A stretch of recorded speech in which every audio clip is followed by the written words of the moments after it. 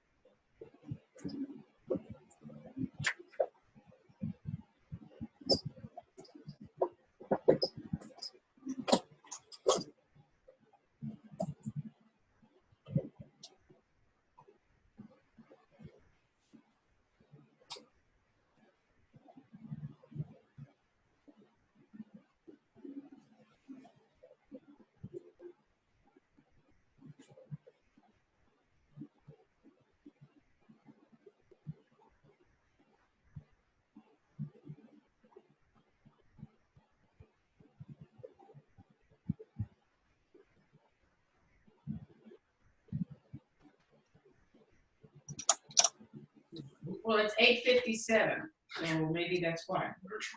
Oh, okay. Bye, honey. Bye. Don't forget to hydrate. You want me to bring your glass of water in here? No, I'll have time to go out and get it. I'm sure. Well.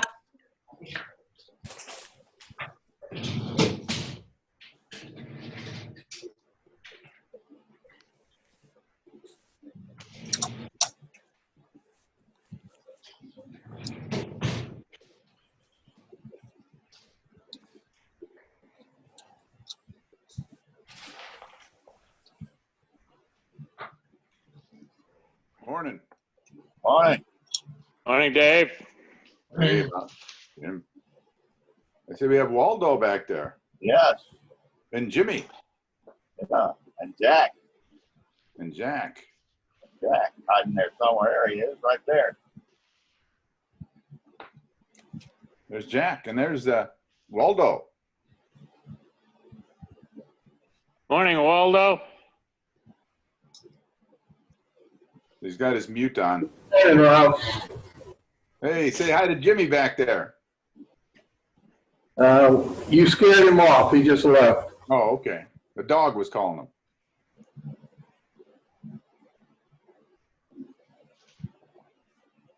Good morning, Ralph. Morning.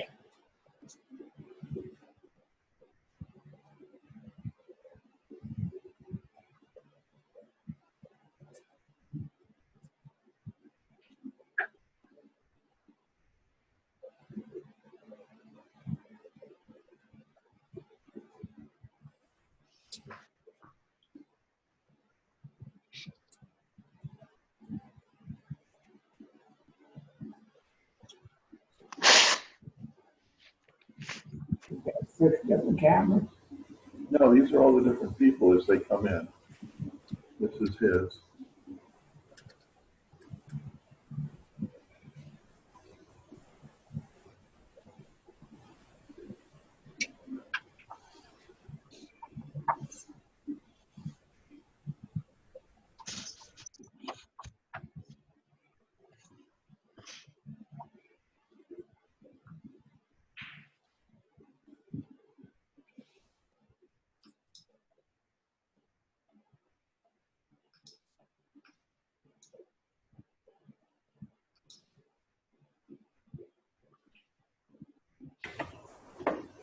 Morning, Jan.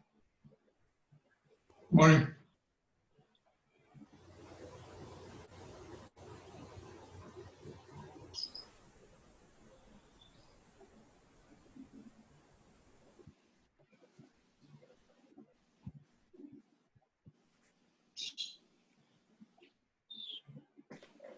Good to see you, Jan. Oh, hey, good morning. Good to hope to join in here. Good.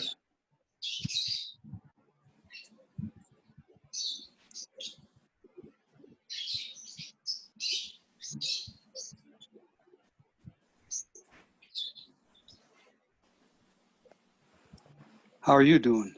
Good. We're doing good. Thanks.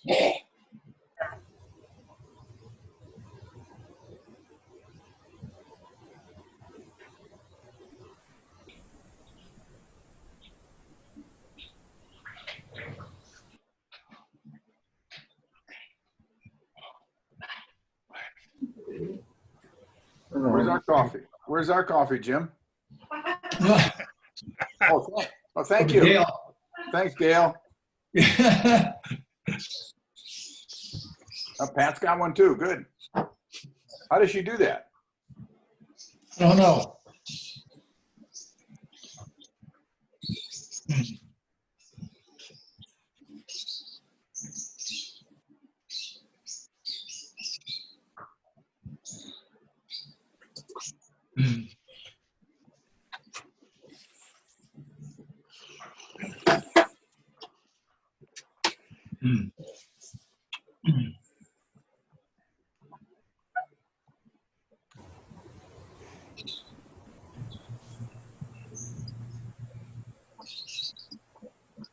Hey, Waldo.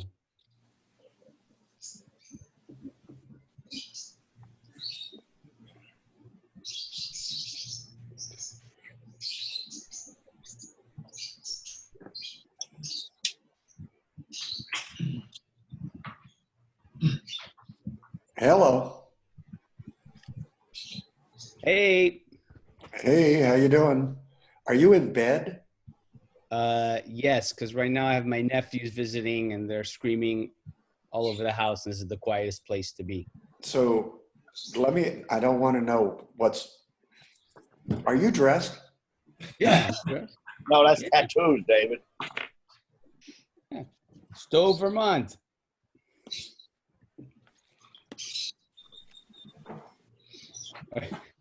Are you dressed?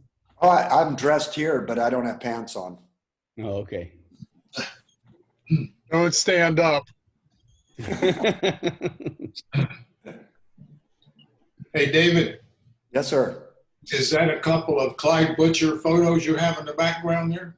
They are posters. Yes. Yes. Posters. Oh, I Yeah. have one of his photos, original photos. I wish I could, but oh well. I missed the opportunity. Yeah. He's a good photographer. Oh, I love his work. I love his work. Yeah, his place is right in the middle of Tamiami Trail that he used to have, the studio, and where Right. he lived. And that's a beautiful area. Yeah, I was out there one time. Very nice.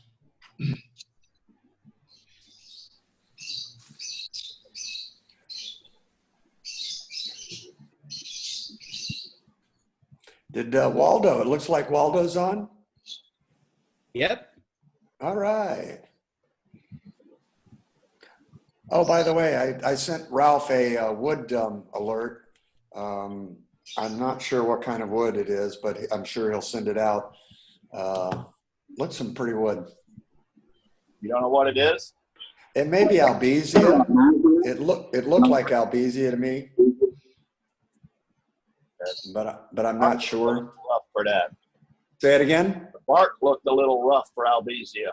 That's what I thought too. But it, the inside, it's like a 2-inch sapwood, and then a beautiful 12-inch heartwood, or 9 to 10, 12-inch heartwood, real dark. So I'm not sure. I couldn't tell from the leaves. Okay. Yeah, I'll send that out a little later. Oh, I'm sure you've been busy getting ready. So, of course, you could give the address to these guys, get them first pick at it. Say it again. Give the address to everybody that's here and give them first pick. Okay, I'll do that right now. Let's see. I'll put it in the chat.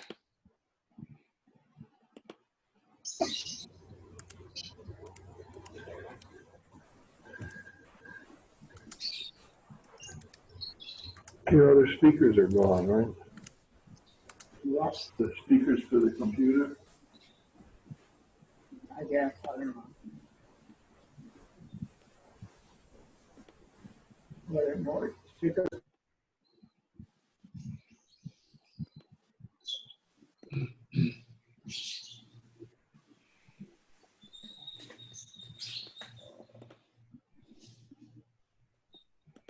Okay. No.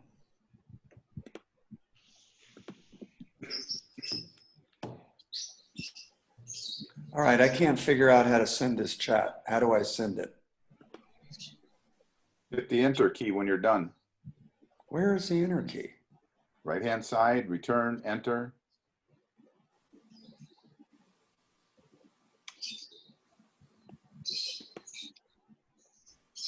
Don't see it.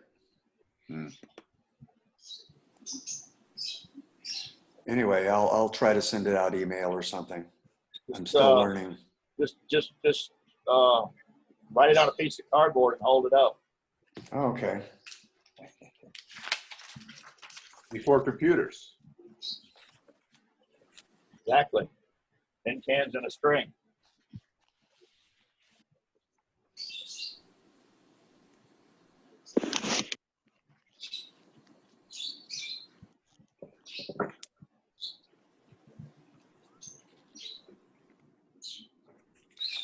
All righty, here we go.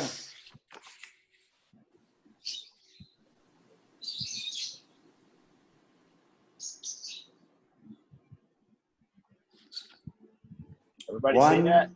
12220 Southwest 112th Avenue. Excuse me, 12th Avenue. Yep.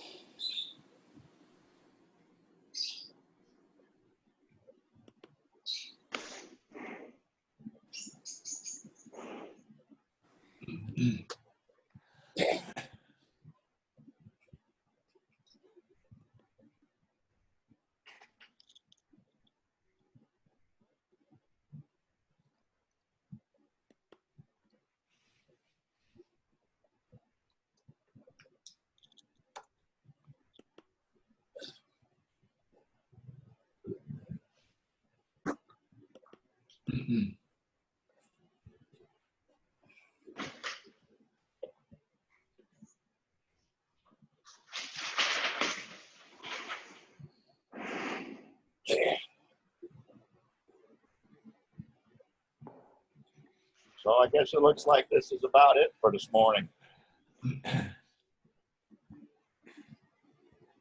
So I'm gonna turn this over to you. All right, I'm ready. Okay. Last meeting, we had a bit of background noise that was kind of, I guess, I don't know how to say it, disruptive or some such thing. So if we can keep the background noise down to a minimum, I don't know if you want to mute everybody like we used to do, and just have people raise their hand if they got a question or want to say something.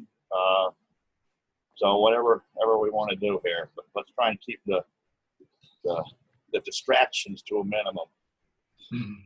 All right. Let me ask you a question. Does anybody here not know how to mute themselves? So if everybody knows how to mute themselves, what I think the best thing is we all just mute ourselves to avoid any background noise or unintentional background noise.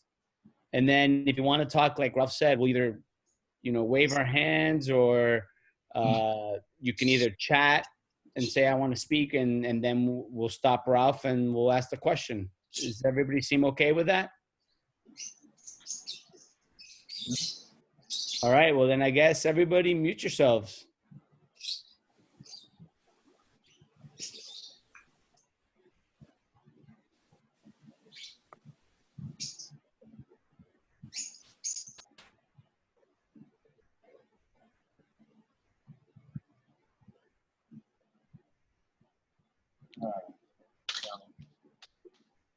Hello. Hello, Danny. Good morning. How are you? Good morning. Good morning, Danny. Good morning, Sal. How are you?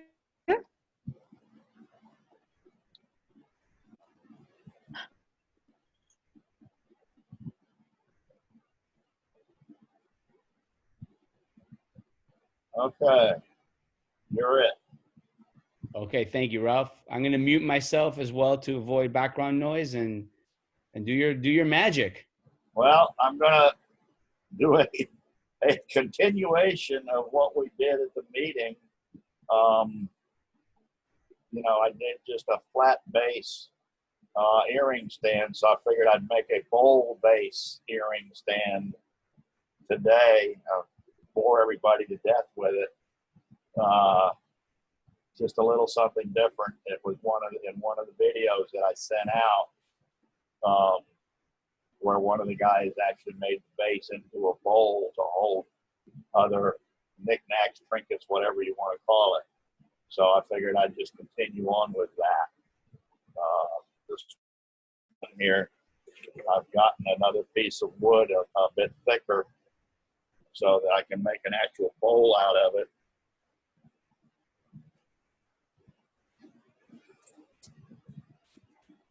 This piece is 2 inches thick. So we'll start off with that. And basically it's the same procedure. I'm going to start this on a screw chuck that we showed everybody this time. And I think we sent out, I think we did send out information on that, on what it is.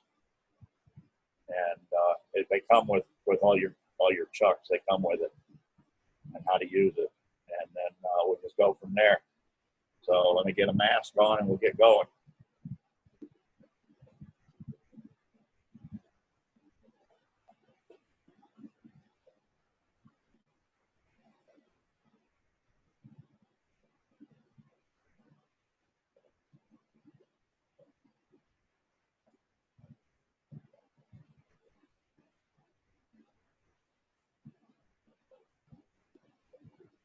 You want to hit the spotlight? There you go.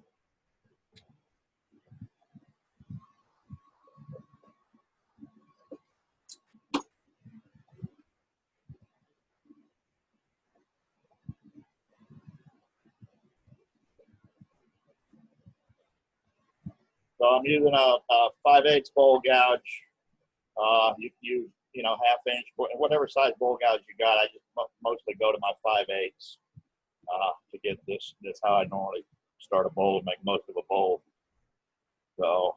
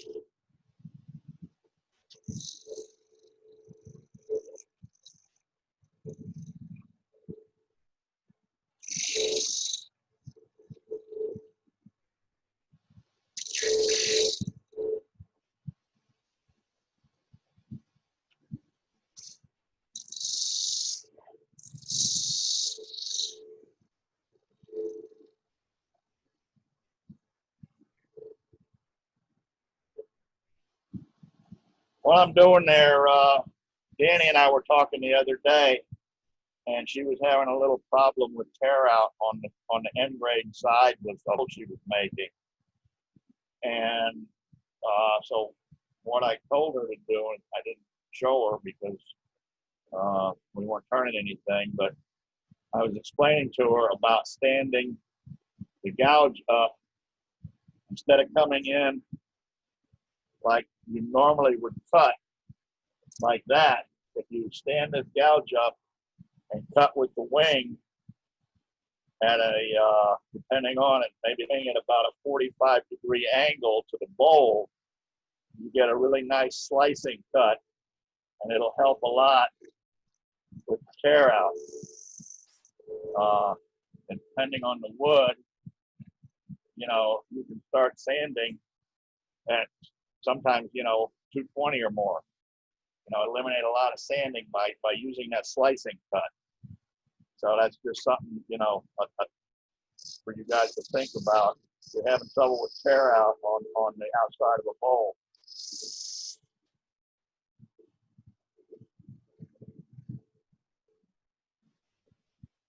It almost leaves a finish like a skew. So take a look at this. Oh, okay. Yeah, I've got some tear out right here. So let me see if I can correct that with that cut.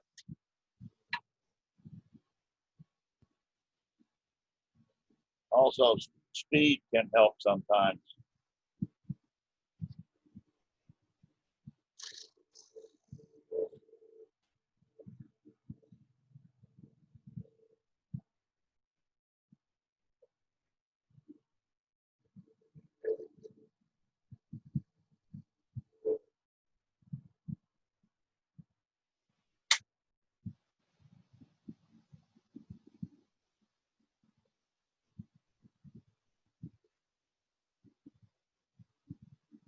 Well, on that side it's gone. It's still got a little bit on the other side.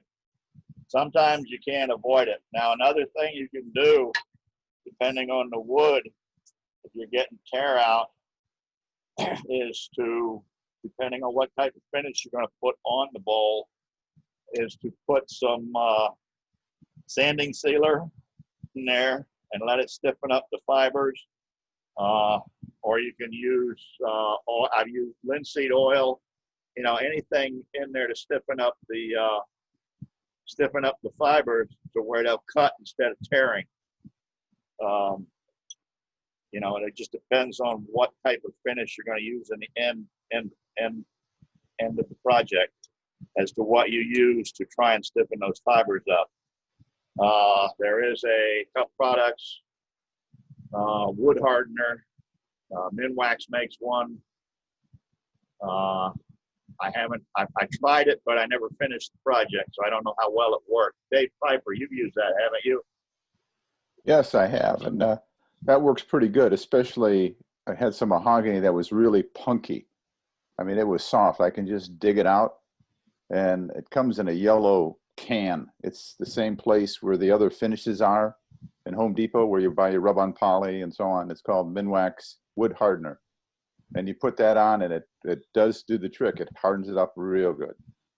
But that's it.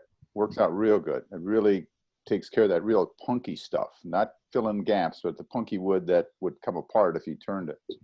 And also, Ralph, you mentioned sanding sealer. Yes. But yeah, sanding sealer is good, but you want to mix that 50-50. Yes. Yeah.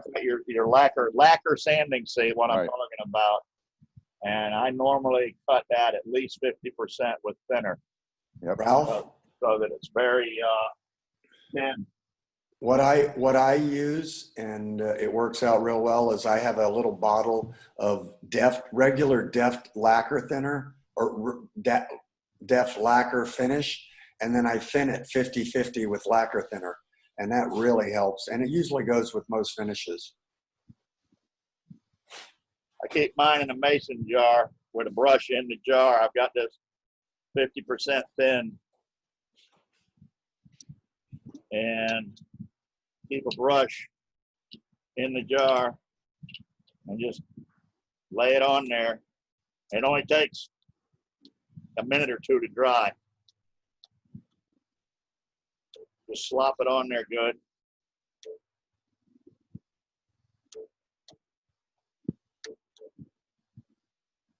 Yeah, that's a good idea, Ralph. And also, if you're using CA glue to finish any cracks or put in the cracks, put the lacquer thinner on it first before you apply the CA glue. It gets rid of the stain.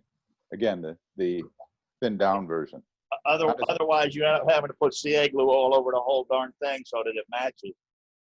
Unless you've got enough material that you're going to cut that CA out. It depends on when in the project you put the CA on. If you're close to finish dimensions, like Dave said, the CA will stain the wood. So if you put some sanding sealer, or depending on what you're doing, I've used wax before, anything to keep the CA from staining the wood. So like this stuff is, of course, soaks right in, and it's basically dry by now. So I'm just going to take another pass. I'm not really worried about this project being perfect, because it's just a demo project. So that you get the idea of what we're doing here.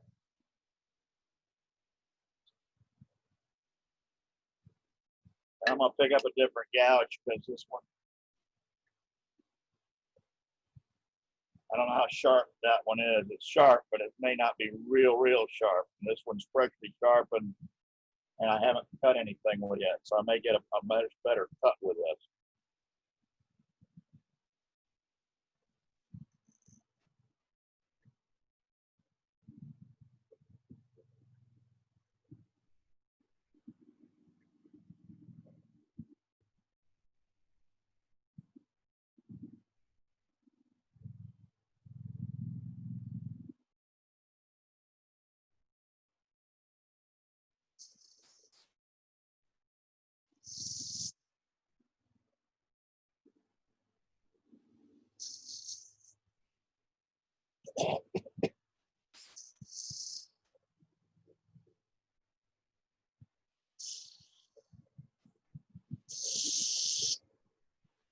put a little decoration in there on the rim.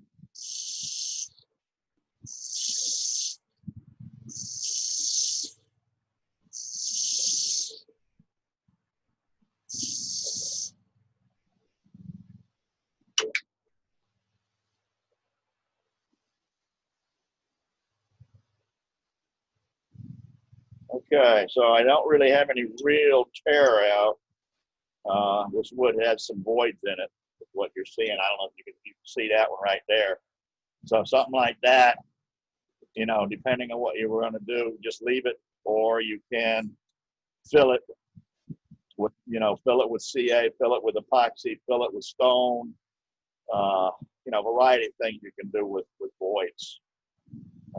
We got a couple over here, a couple little cracks. So on to the next step. So I'm going to do the bottom here a little bit.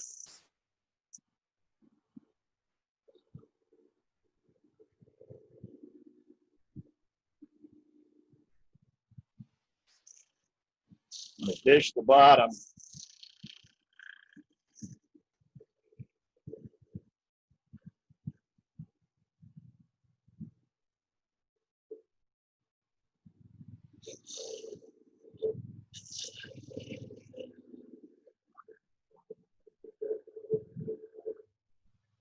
So it'll sit flat on the rim. And what I'll do is I'm going to get tailstock out of the way. I'm going to put a mortise in there using a Forstner bit so that I can turn this thing around. And basically the bottom will be finished. So that I don't have to reverse it and take a tenon off.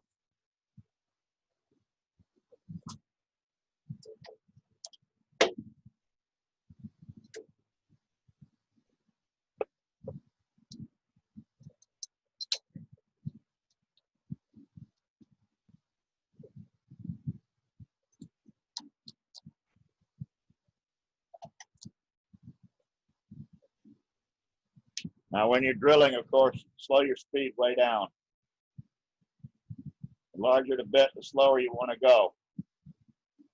I've got this at about 250.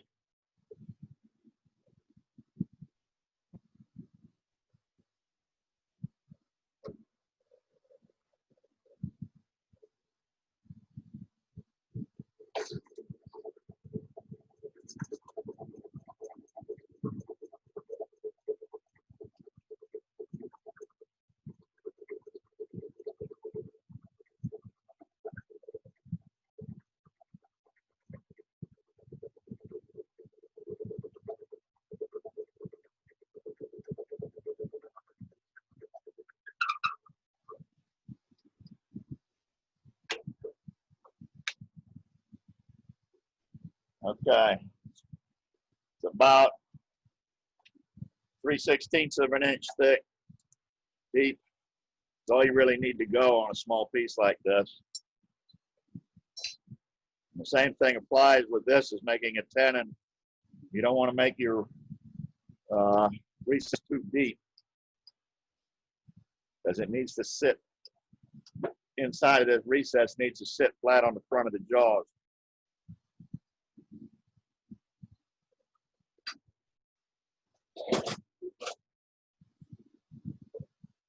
So now what you can do at this point, because this is a little rough, of course, come in and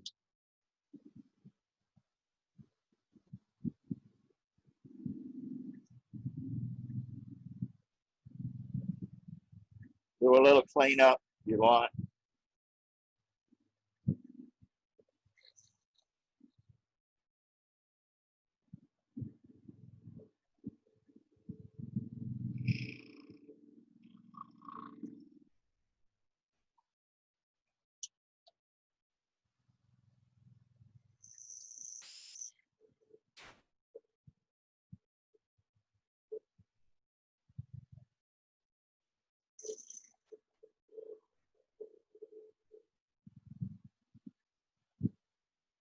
Get rid of that hole where the point of the bit was.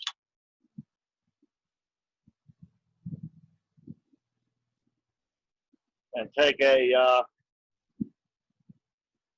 anything you want. You can use a real thin parting tool, use that vortex tool, the corner to skew, you know, make if you like, make a line here.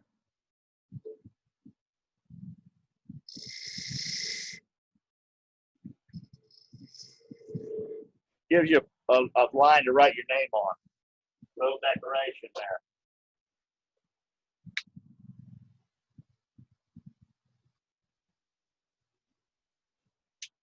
And a little sanding.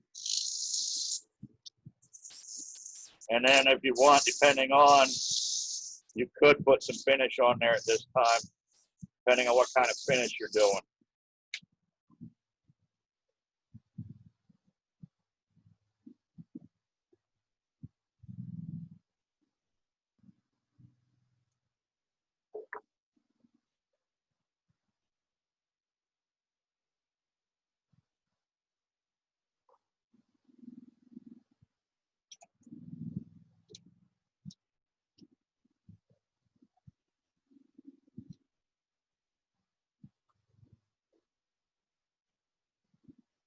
So that's the screw we were talking about. For those who haven't seen it, I'm sure y'all have. And of course, what I did is I added a washer, which one of the videos that I sent out last week explained the purpose of the washer. So you can make different thickness washers depending on what you're doing. So now we'll reverse this.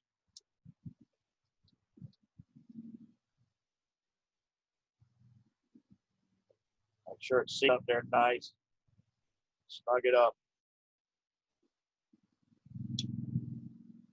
Now, obviously, when you're using side grain wood, depending on, you don't want to go too tight because you possibly pop the wood. Split it right in half.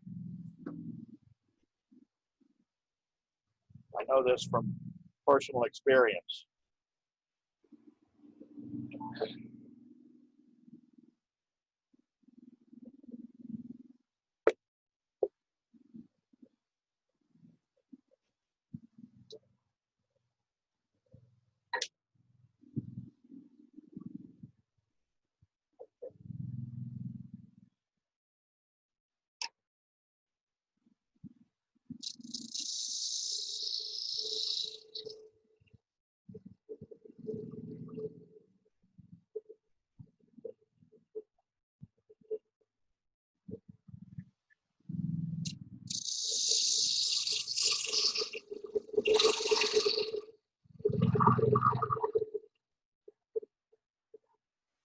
Okay, got that faced off. You want to round over your rim a little bit.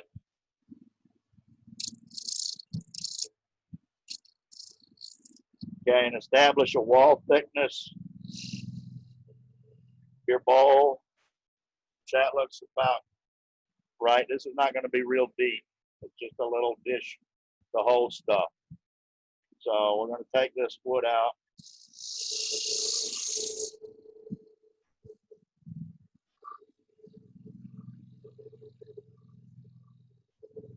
Now I'm cutting, this is side grain wood, so I'm cutting half the time the wrong way. Let's see if it cuts better coming the other way.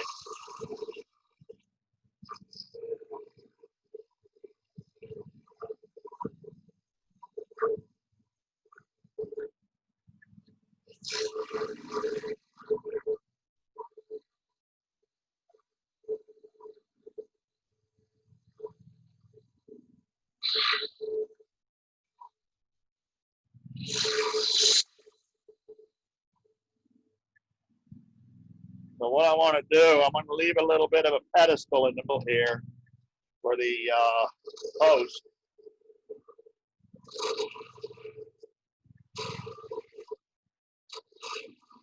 I'm going to leave a little bit of that pilot hole. That gives me, I've got to finish drilling that out to the size of the tenon on the post.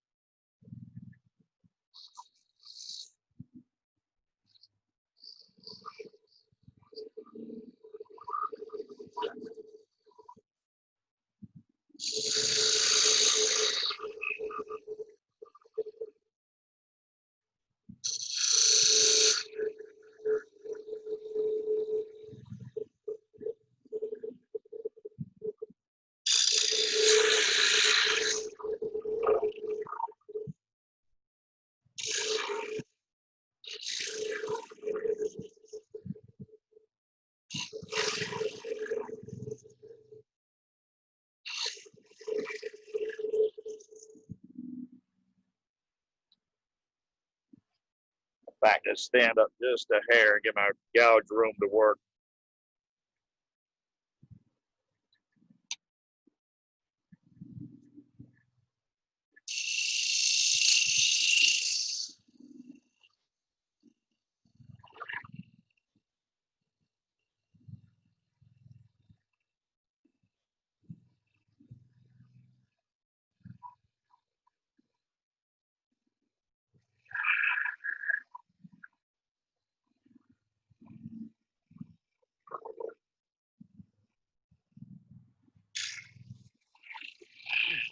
Good morning, all. Pardon? Good morning. Good morning, Joe. We started the presentation, and so we're all muted so we don't have any background noise. All right, I'll mute it. Thank you.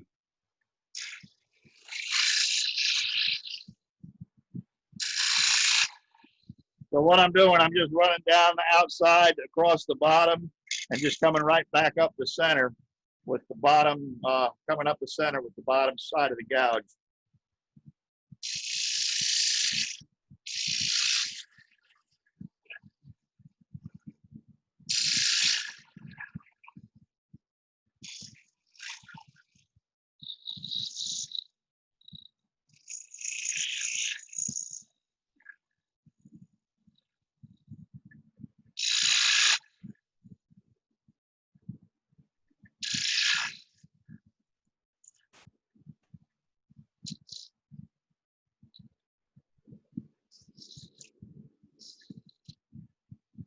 Okay, so that's about good there. It could go a little deeper, but I don't really see any reason to.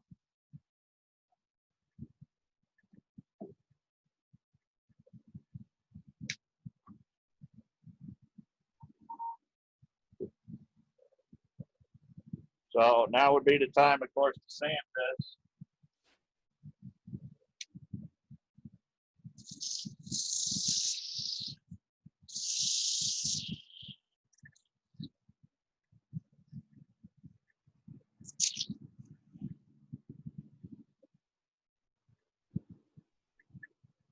Gotta go close one of my doors here. It's starting to rain here. Give me a minute.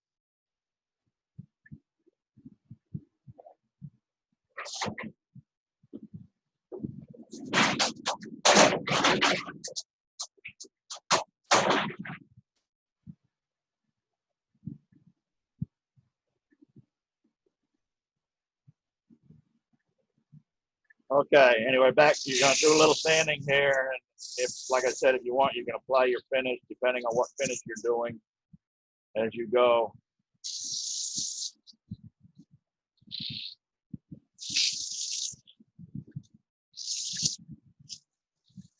And on the top here of this post, you want this slightly undercut. So you want the outer edge higher than the center, so that when you put that post in there, you won't have any gaps around the outside edge of the post. So now we're going to drill this out to the finished dimension of 1/2 inch.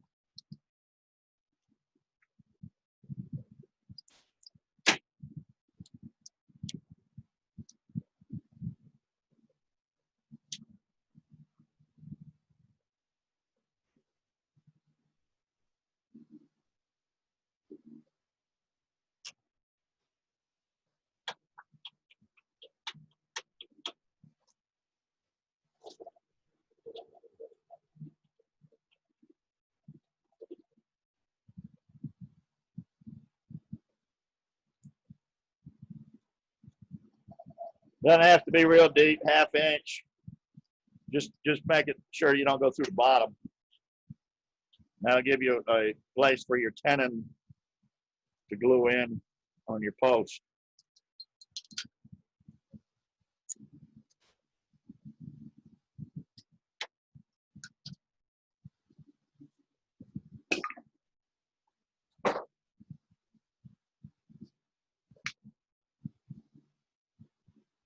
So we're done with this part.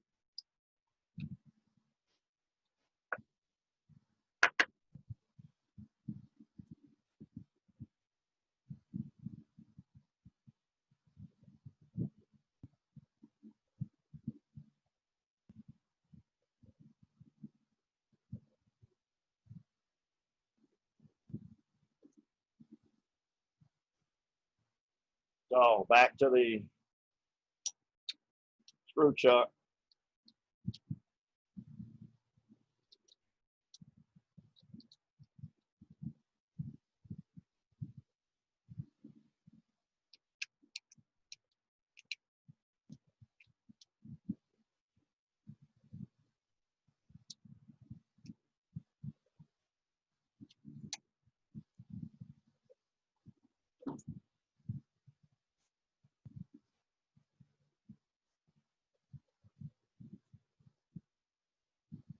Little wax on that screw helps.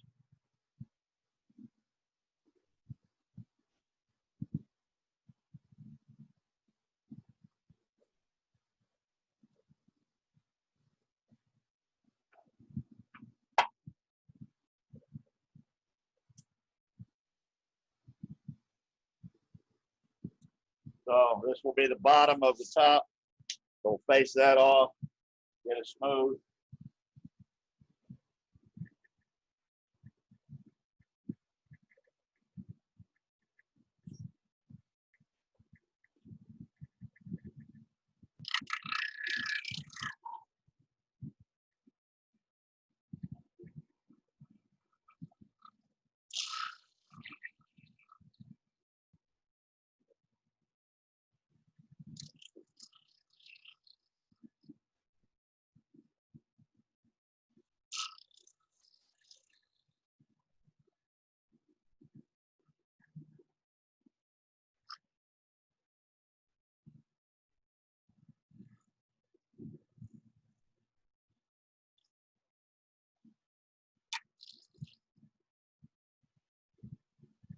Just using the long wing of the gouge, just run it along there and smoothing that out.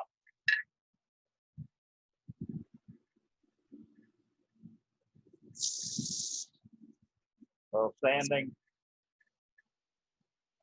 This is the bottom side, so there's really no to put any decorations on it unless you want to. Really won't be seen. Reverse this thing around.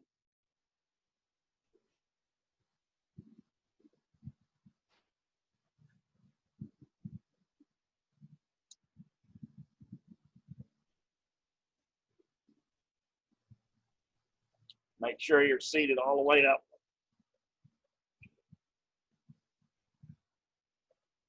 Go back and shake the top.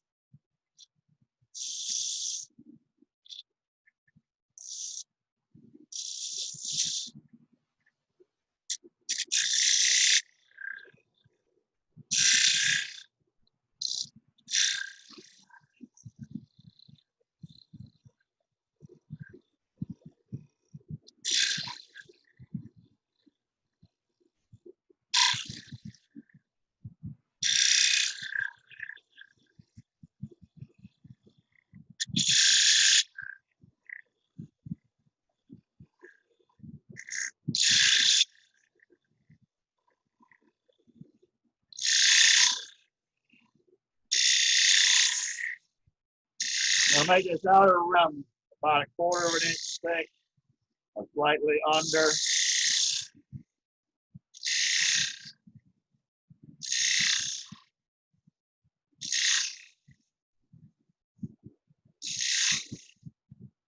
Okay, and then do whatever decorations you want, whatever shape.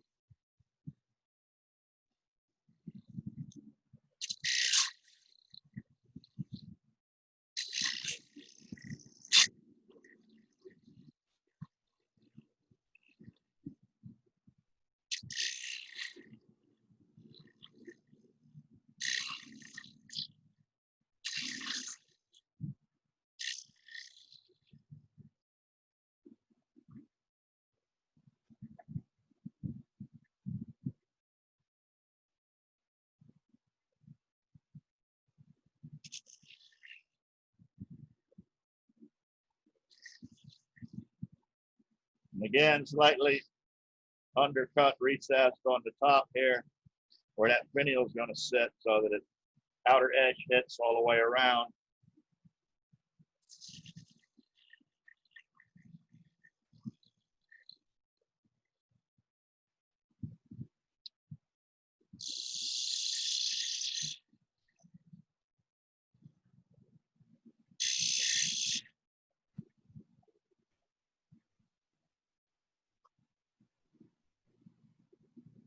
Sanding.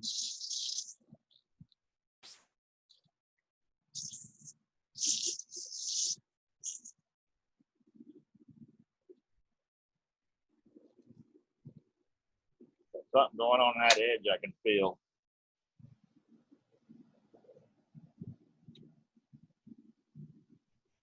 Ah.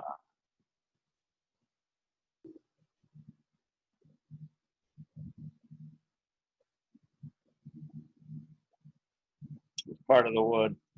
Oh, we're not quite round yet. How about that?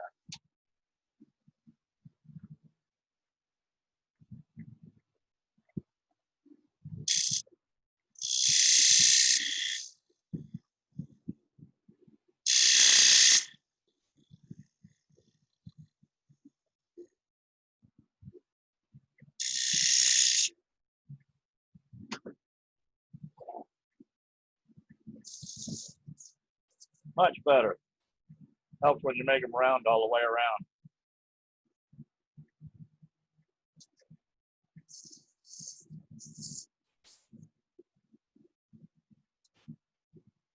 So now we need to put a line for our holes.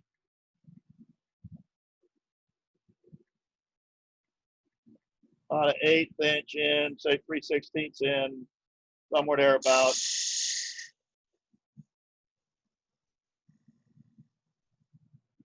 Okay, and then if you want, you can make a couple of decorations.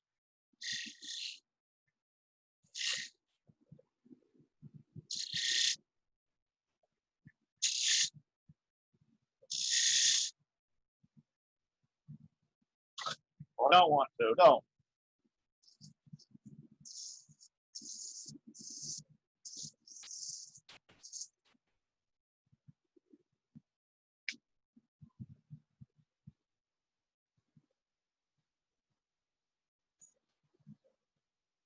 So that's that for that, for this, at this point.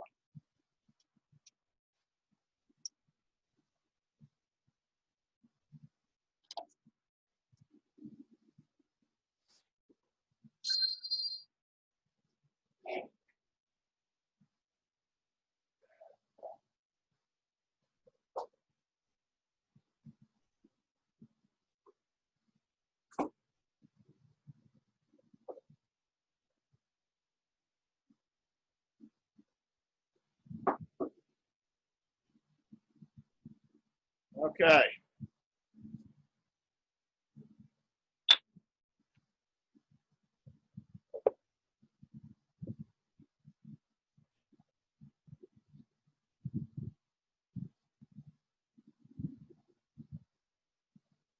Get your centers on your pieces for making your finial and your post.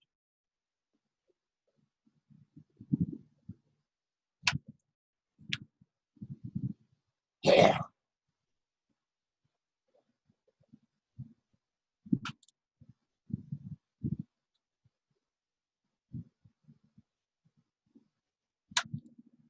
obviously,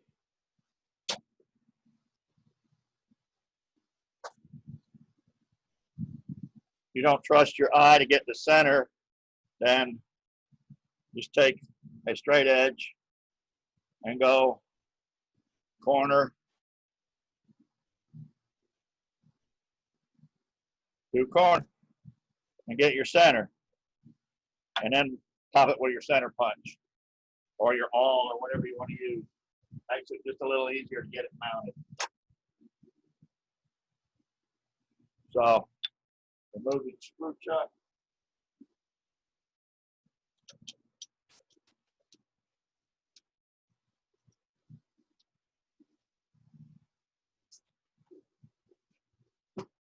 So what I used of y'all last time is a spur drive that fits in the chuck. If you don't have this, obviously remove the chuck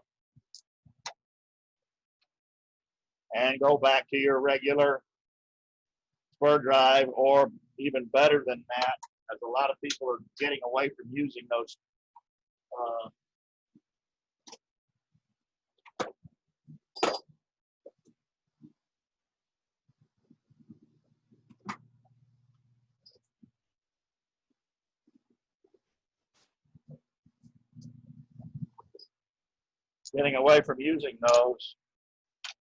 is this is an old dead cup center that we used to use in the tailstock before we had ball bearing live centers. They make an excellent drive because they'll slip if you get a catch, so you don't tear up your work. I do have a small 4-prong, and then what I also did is with one of these cup centers, I actually ground it to make it, put some little teeth on it where it'll grab a little better. Okay, they sell these also. They sell, I don't know, bunches of different drive centers. And then, of course, they make full size one. Robust makes one. One Way makes one that are in the catalog. So, but I use this because that way I don't have to bother taking the chuck off.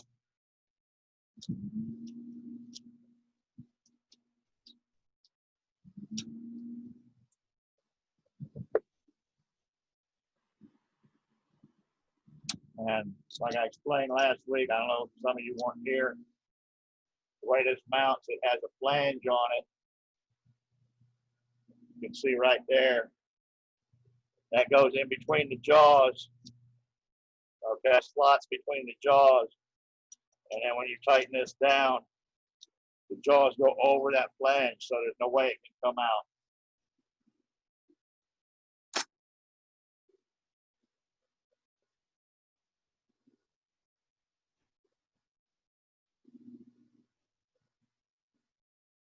Okay, where the hell did I put my live center? Right there. All right.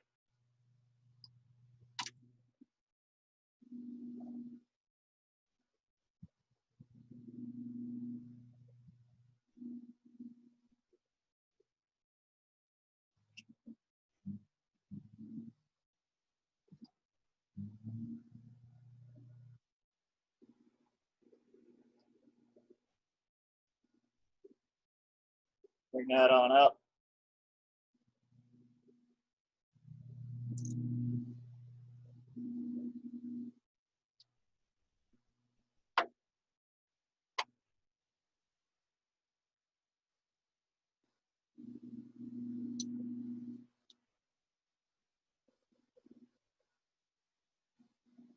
You're gonna round it over. I'm using a 3/4 spindle roughing gouge. You can use a bowl gouge. You can use a skew on something small like this. It doesn't have to be a 3/4 gouge. It can be a bigger one. Got a little 1.25 one here. And somewhere.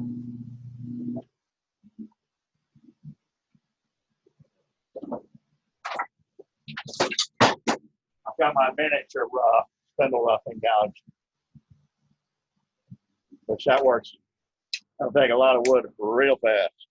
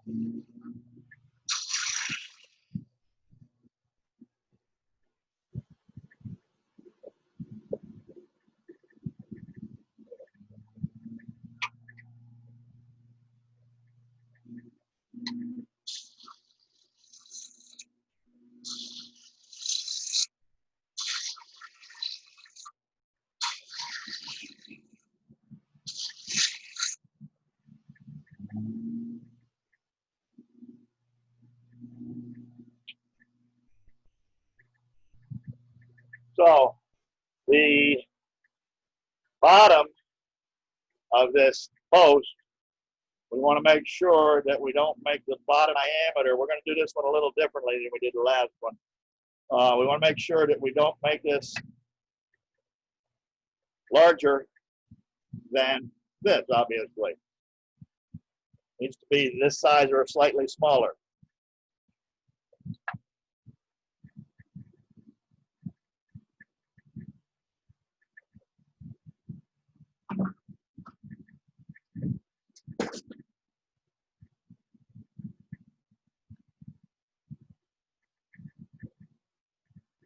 So I'll set my calipers and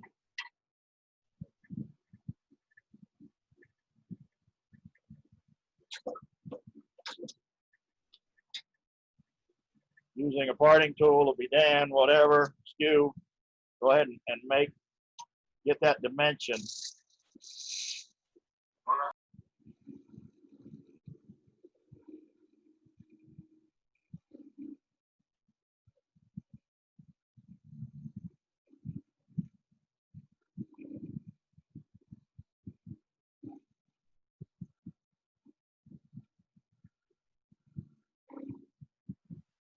Okay.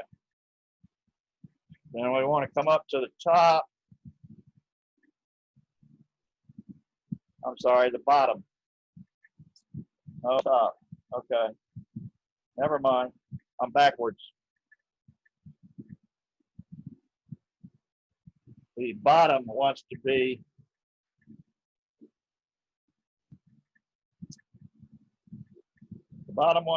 no bigger than this. We have to have a hole through it. A hole, I'm sorry, make a tenon on it. So what we're going to do is we're going to make a 1/2 inch tenon to go in that hole. This is what happens when you change your design in the middle of the road.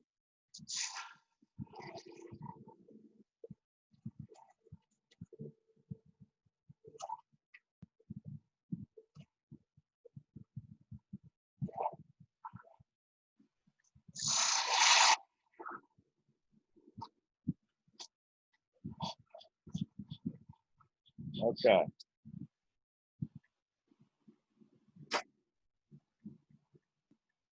So now we want to make this dimension right there the same as this, which is a little smaller than that.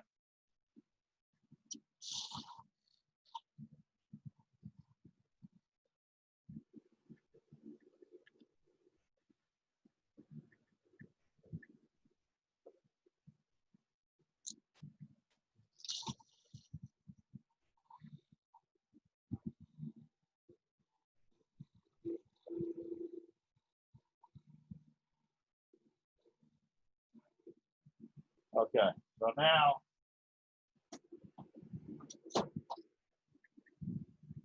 take your spindle gouge, bowl gouge, whatever you want to use, skew, and make some shapes.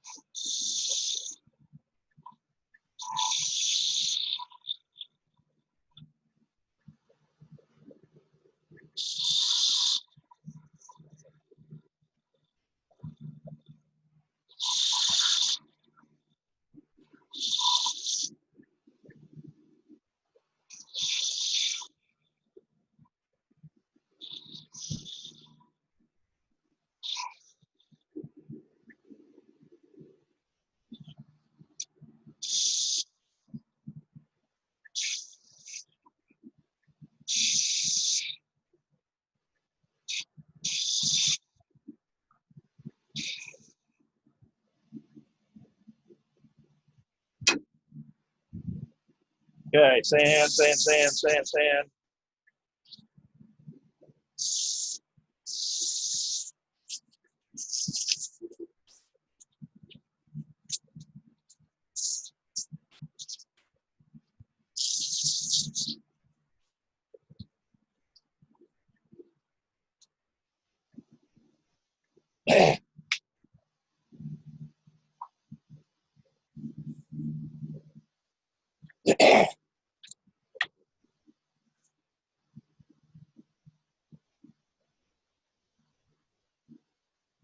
Okay, so that fits in there like that. Get glued in. Now we'll make the top. Find what I did, I did the wood.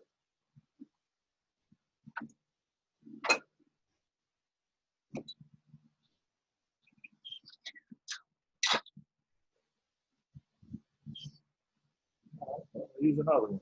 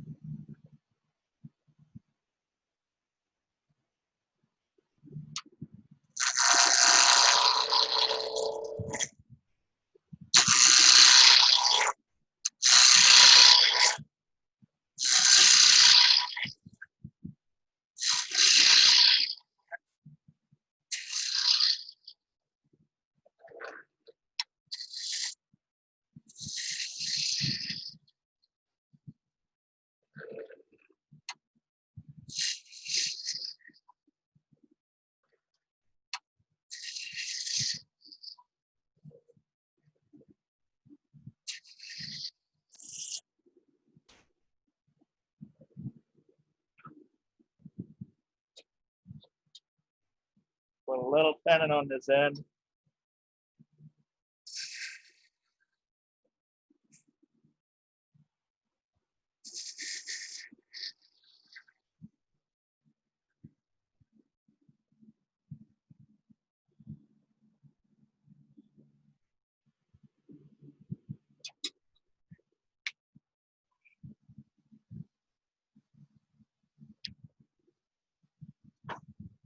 I would change chucks.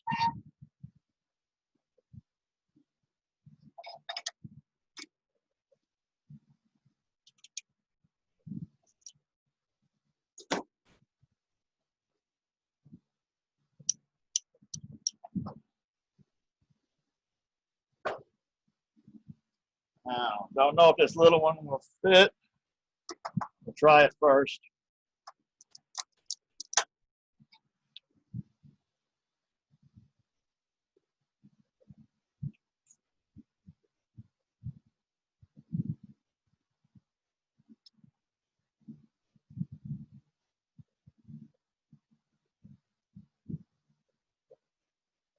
Yes, it works.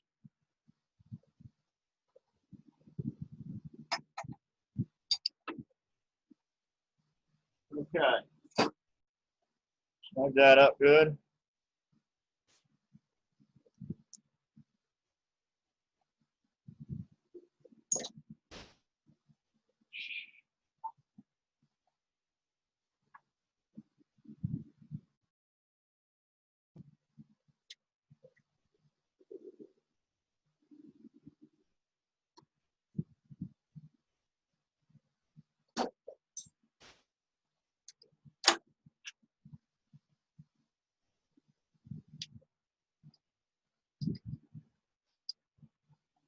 I switched. 5 center to get rid of the point. Even though we do have a little bit of a hole in there, I don't want to make it deeper. So I'm using one with no point in it just to get started here.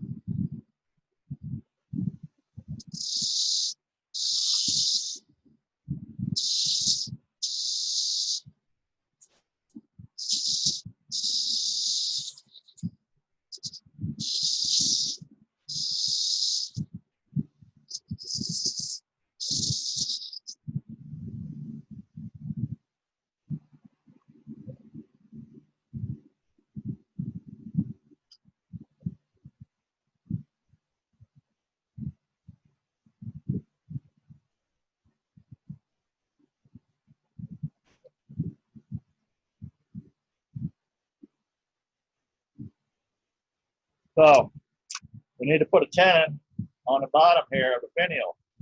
We need to leave enough material for this tenon on this one to go all the way through the top and glue into a hole that's going to get drilled into the top of the stem.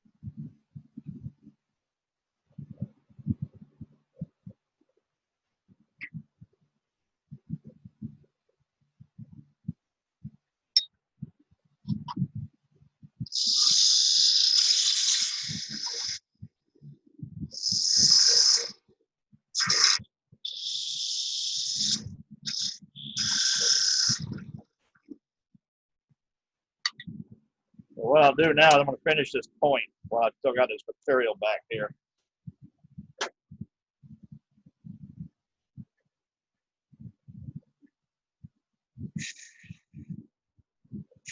Little bites.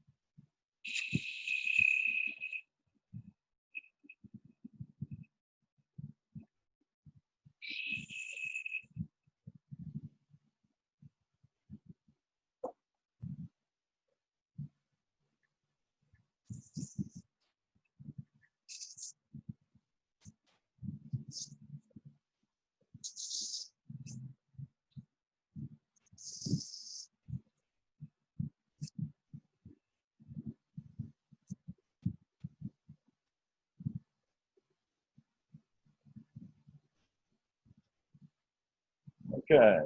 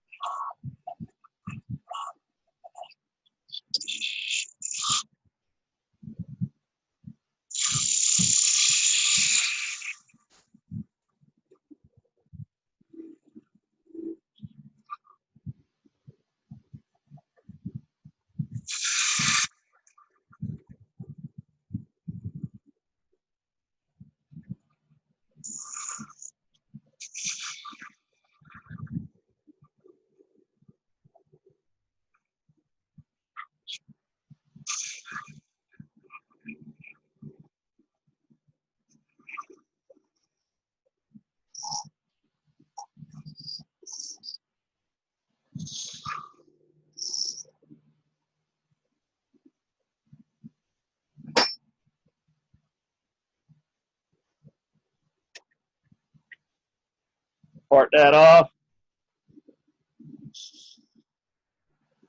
Again on here, right up under this edge at the bottom, you want that slightly undercut.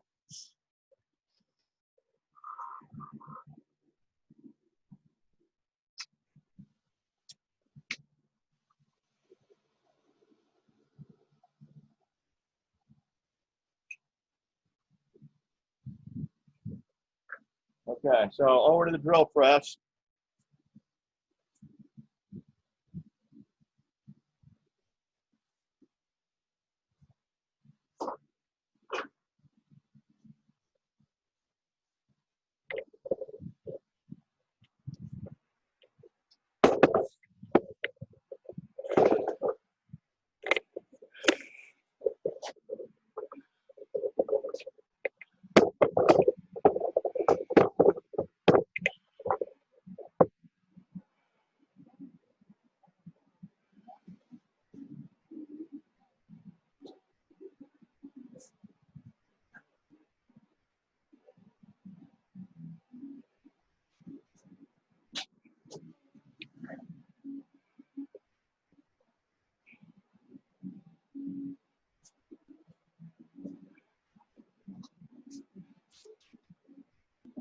Put a 1/2 inch bit in there to match our tenons.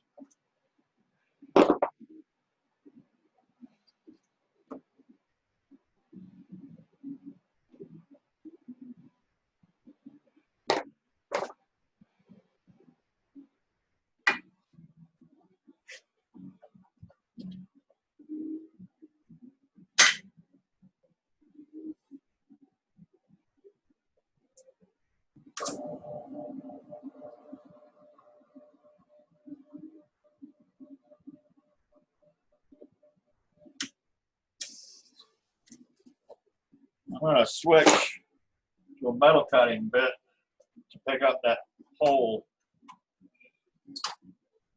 instead of this brad point.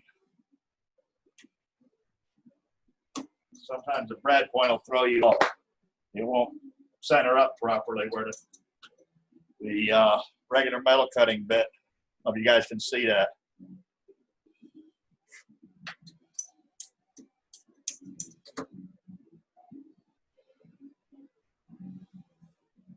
So we're going to drill all the way through the top. We want to put a backing board on the bottom when we drill so that we don't get tear out. Hopefully don't get tear out.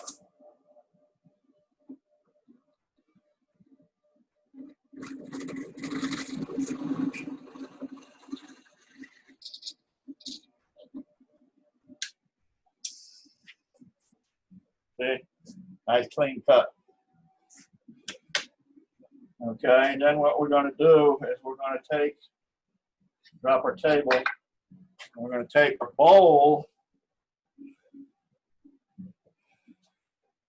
and we're going to stick our stem in it. And we're going to drill a hole in there to pick up the tenon from the finial.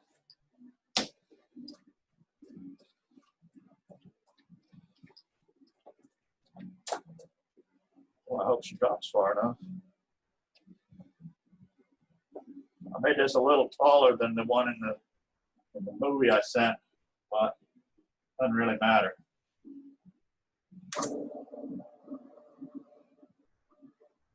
There we go.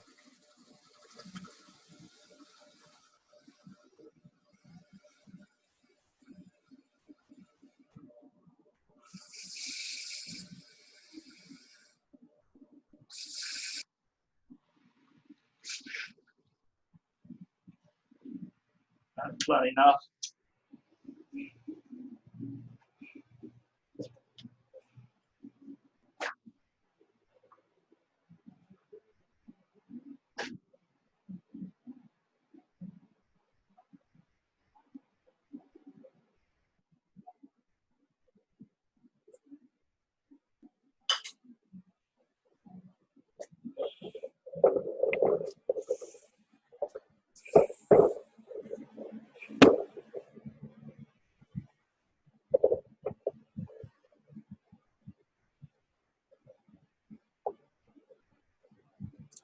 So, kind of screwed up and didn't get this quite down to the right size. So it won't go in the hole all the way like it's supposed to. So what I can do is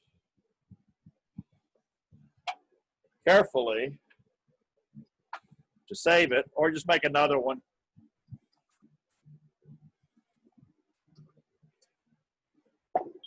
What I can actually do to save it, I think, is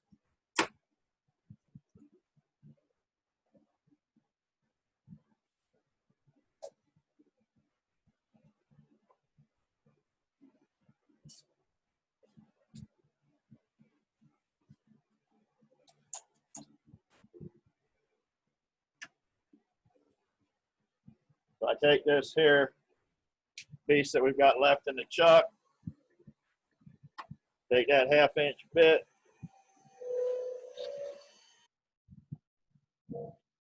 put a little bit of a recess in there, which I burn in because it's going so darn fast.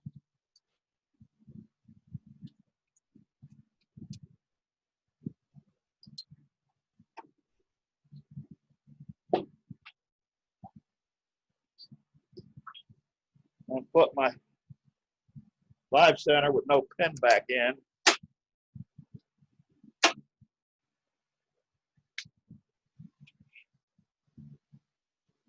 And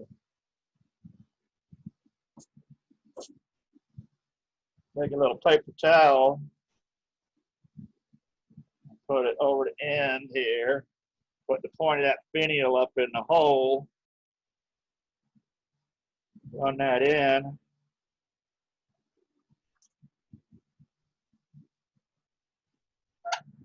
Now I can just take a little more of that material off.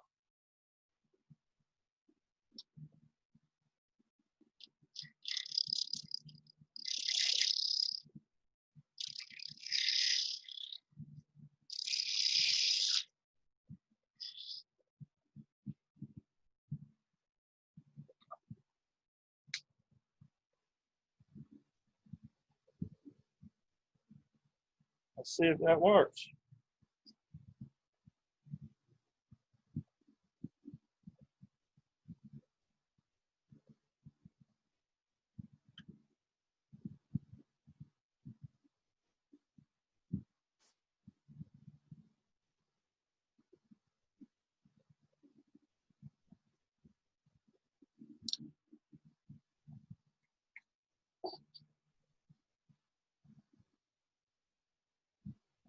Goes all the way through the hole now.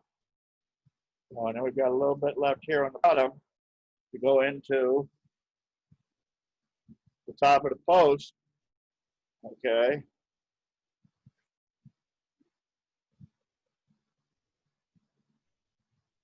So here we have our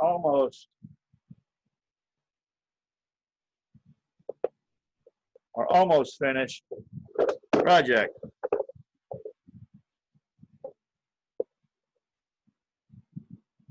Kind of wiggly since it's not glued together, but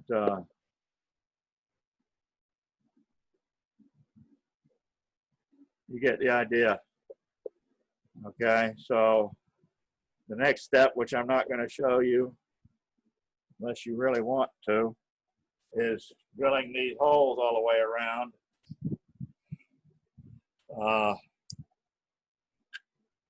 You know, you saw that, those of you that looked at the videos saw several ways to do it.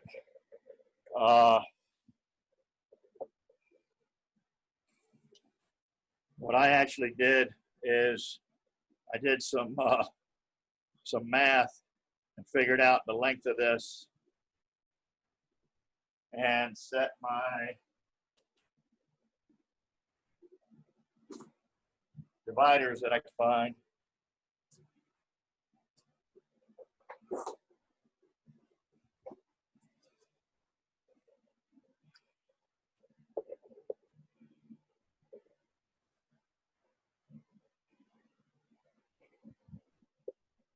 Set the dividers at the dimension I got by dividing the length of this line by how many holes I wanted, and then just,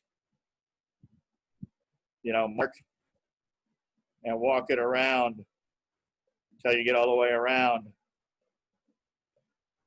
And then come back and drill them. I used a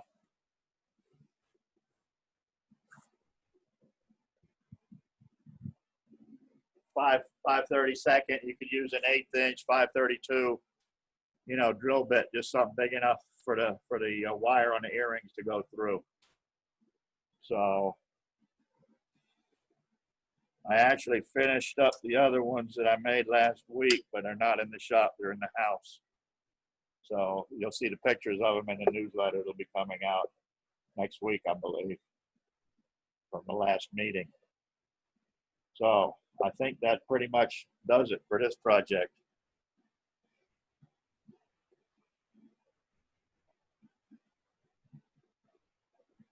Great job, Ralph. Thank you. Way to go, Ralph. Very good.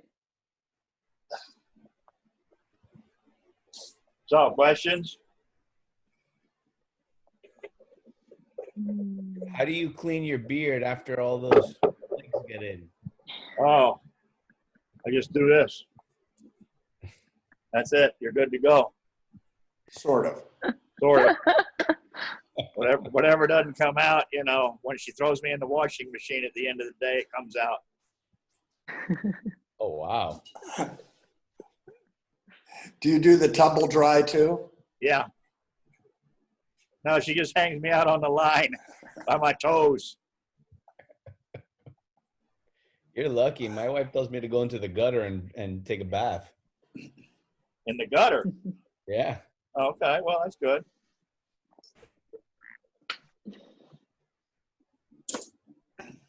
And again, for you guys, make sure that you close your pockets. Close your pockets or put tape over your pockets if you're wearing shirts with pockets and pants with pockets. Put something over them so that you don't fill out your pants with shavings or your shirts with shavings. And if you do get shavings in your clothes, make sure you get them out before they go in the laundry, because it upsets the wife when she gets shavings in her undergarments. Some of our woods also stain after they get wet. Yeah, they do. Mahogany is good for that. Mm-hmm. And if you have Purple Heart or all those things. I have a question about your smock. Where did you get your smock? AAW. Is that a highly recommended one? Because I bought one and it's made out of material that after wearing it once, it just smells. Well, that's you. Oh. No, I know it's me, but it's like polyester and it just no bueno. I don't know. Obviously you've washed it and it doesn't do any good. I mean, it just comes right back. Huh. Is it from Craft Supplies? Yes. I have the same one. Is it like black color? Yeah. Yeah. I don't. They're supposed to be the lightweight, but Yeah, exactly. I sweat like crazy. I mean, it's been so blatant hot. Yeah. This one I got from AAW. They still have them on the website. It's fairly lightweight. You know, it's quite comfortable.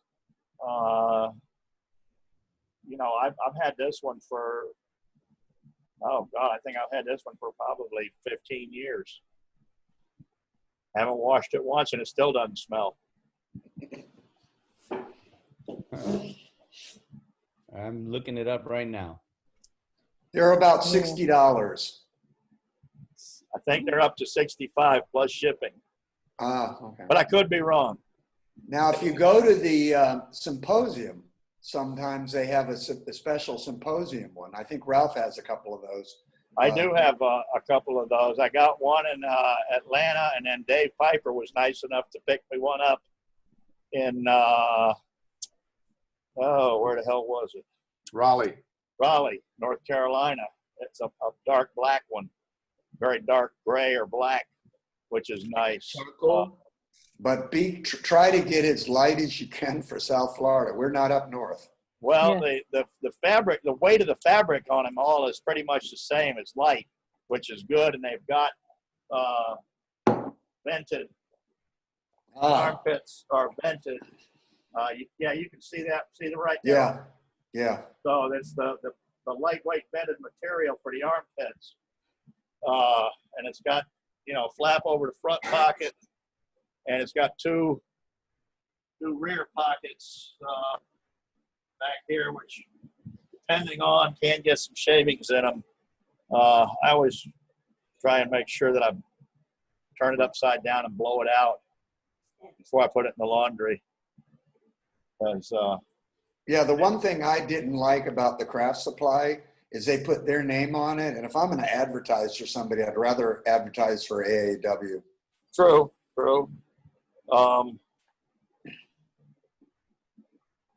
Now, the one I got from, I believe it was Atlanta, is a light gray. And that's a mistake, actually, because it shows the dirt really, really bad. And, you know, depending on what you're turning, the sap and everything, a lot of that doesn't come out. So it's permanently discolored, which doesn't bother me, but some people get upset about that because they think they got dirty clothes on. So the black one looks better even. Okay, the black one's nice. And depending on your preferences, I would recommend going a size larger than you normally would wear. That way you can wear it over a shirt, a regular shirt if you want, like if you're out at an event, you want to take it off, you can just, you know, put it on over your regular clothes. And that way it's not too tight. Or if you have a defective dryer that shrinks your clothes like I do.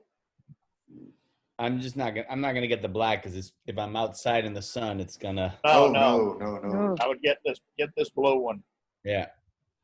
All right. Well, thank you for the information. Does anybody have anything else they'd like to share or any questions they may have?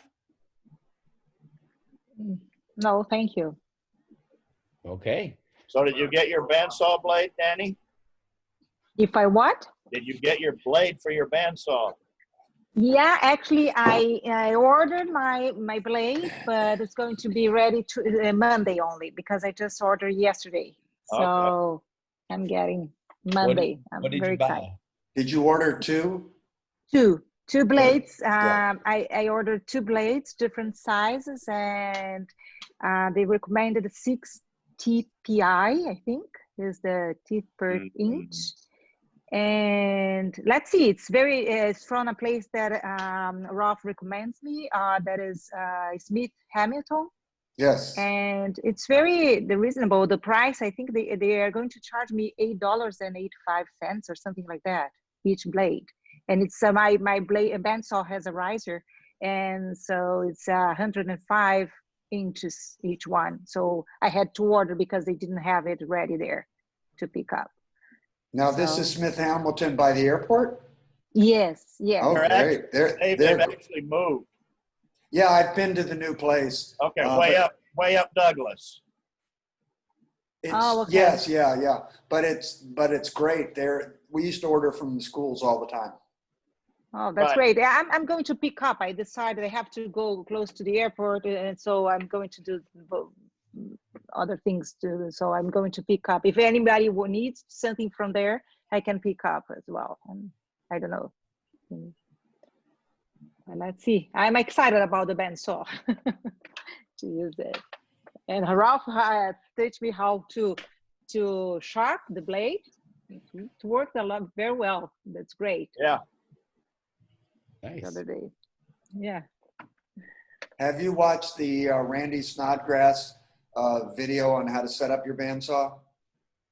Yeah, I saw I watched the one that Alex, I saw some, I watched some of them, but the Snodgrass one is the best. Oh, no, yes, this guy. Yes, Alex the Snodgrass or something like that. I don't know. Is it Alex Snodgrass?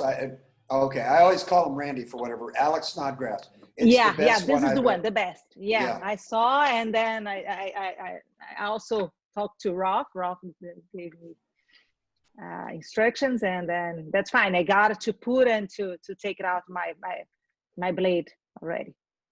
So And do you know how to fold them up into eighths again? How to fold them? Mm-hmm. I got it. All right. Yeah. Like a pro. With my gloves, very thick gloves. What, Ralph? And how are your fingers after you fold them up? Saved. She wears gloves. Very thick gloves. So I'll get there.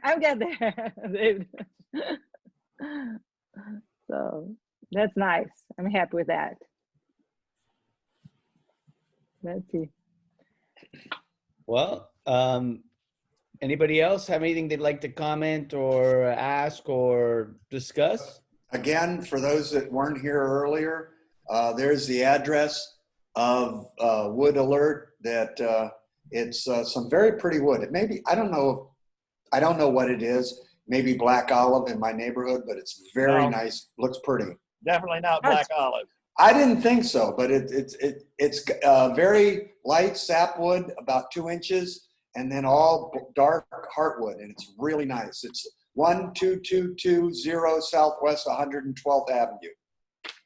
And if you're on 112th and you want to look for more, just keep on going east, and at around 72nd, 74th, around there, was a huge tree that was just cut down that I posted yesterday. And if you want to keep going on 162nd and 128th, they just took down one of the biggest trees I've ever in the Pinecrest neighborhood. A huge tree. They've been cutting it down for a week and a half now because it's so big. But I don't think it's good wood. I think it's a banyan tree, and I don't think that's very good wood. But there might have been something else mixed up if you guys are already in that area. So we're off of 128th Road? Yeah, 128th and 62nd. Yeah, that's a banyan tree. I rode by it yesterday. Yeah. Actually, I think it's a ficus. Yeah, it's a huge, I mean, they were cutting it down for literally for like a week and a half. Mm-hmm. Yeah, just I want to comment on that wood alert that Dave Frenlick's talking about. If it is albizia, you got to be careful. That stuff is very allergic to most people, to everyone. Well, if you're not wearing, but this is one, if you don't wear your mask, and even your nose will start running, your eyes will start watering. So you'll know right away if it's albizia. That's probably what it is. Now that I'm thinking about it, it is albizia. It's a pretty wood. It's a real pretty wood, but I don't think it is. Okay. Good, but, No but, problem. The bark is too rough. okay, good. But if it's albizia, you'll know immediately if you don't wear a mask. Yeah. Yeah, you should rename it Sneezewood. That's what we call it. Sneezewood. Dave Freundlich, send me that picture to my phone, please. Yes, sir. Okay.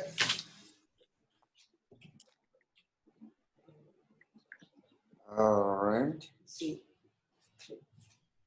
I want her to have a good memory because the reality is she's not. She just turned you up. It's at least 5 years. I think longer. Probably even 7 or 8. I think it's on the way, Ralph. All right, let me take a quick look. On the laptop where you sent it, I can't blow it up and look at it good. Oh, okay. I'm thinking that may be albizia. I don't know. It's very pretty. This albizia is in this address that you sent. Did you just show now, David? Actually, Yes. you are correct. It is, now that I can really look at it, Yeah, it's definitely albizia. yeah, and it's worth going for. And Just that's a real, good piece, too. yeah, and just realize you need to get a mask when you turn it. The funny story is years ago, I was giving a demonstration at the old school, and everybody was kind of standing downwind. And as I was turning it, people started, one after another, started sneezing, and we realized it was dry albizia. If it's wet, you won't have a problem with it. So fresh cut albizia, you can rough turn, but after you start to do the dry turning and sanding, you'll sneeze. Actually, a lot of the woods in that family, if you look up the family of wood on the wood database, and it's they're legumes, and a lot of those will cause issues with sneezing and sinus irritation, eye irritation. So you've got to be careful with any of those woods. That's right around the corner from my house. So if anybody's going there, give me a call and we can pick up some. Thank you. Good morning, everybody. Well, good morning. Good morning. I got a quick question. Somebody gave me a piece of wood that I was turning into some bottle stoppers, and they called it Vero wood. Yeah. What is Vero wood? I couldn't find it online. It's if you look on wood database, it's actually Bulnesia. Okay. But if you type into the wood database website and type in Vera wood, it'll come up also. Oh, okay. Maybe I'm misspelling it then. V-E-R-A. V-E-R-A. Oh, A. Okay, yeah. I was spelling it like Vero Beach. Oh, that won't work. Yeah. It's amazing. It's gorgeous wood. I turned these little wine barrel shaped bottle stoppers on it. You know, beautiful wood. Years ago, I've got to look for it. There is a website of Dade County Woods. I'll dig it out and send it to Dave, and maybe we can put it in on the website so people can check back on it. Yes, please. It would be great.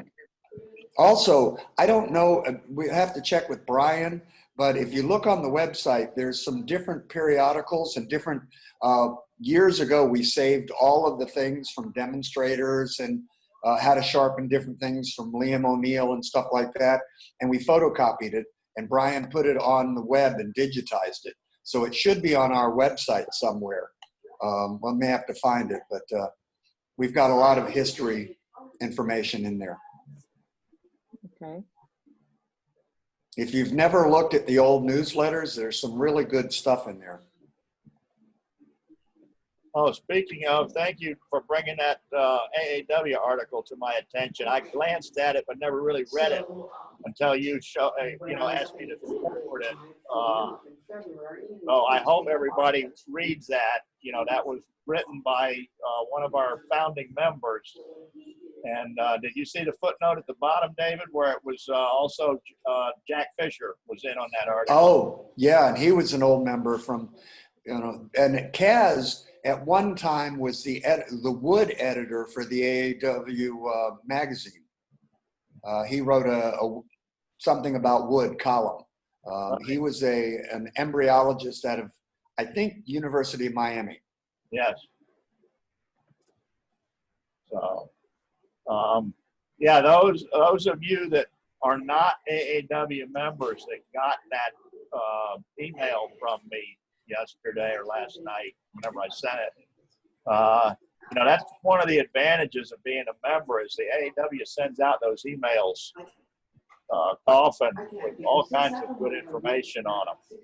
So, that's just one of the, advantages of being an AAW member.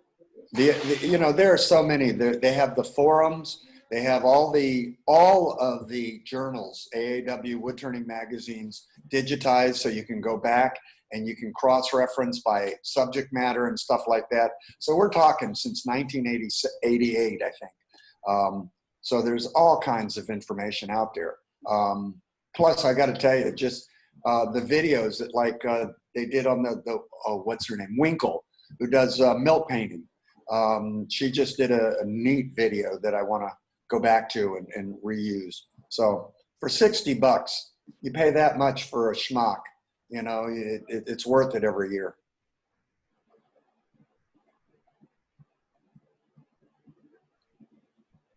All right. Any other comments or anything else? I would like to just thanks Waldo for coming out. It's great to see him. Yes. Yes. Yeah. Yeah. Hey, Waldo. Hey, Jack. Welcome. I don't think they can hear. Can you guys hear? Wave your hands if you can hear us. Watching. All right. Well, shall we call it, guys? I guess so, unless anybody else has got anything to say or add. All right, guys. Have a Have a wonderful great day. Saturday. Stay safe, folks. Yeah, stay You safe. too. Thank you. And thank you, Ralph, again. You're For welcome. organizing all this. Great job, Ralph.